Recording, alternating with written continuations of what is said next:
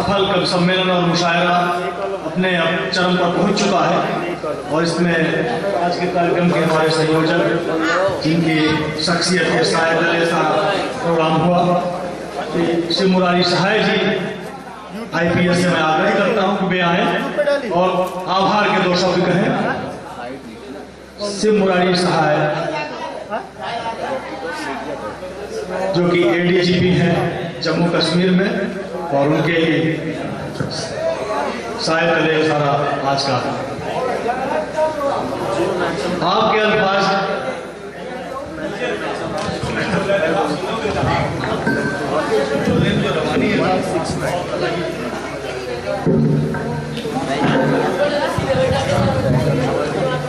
हर साल की तरह इस साल भी यहाँ पे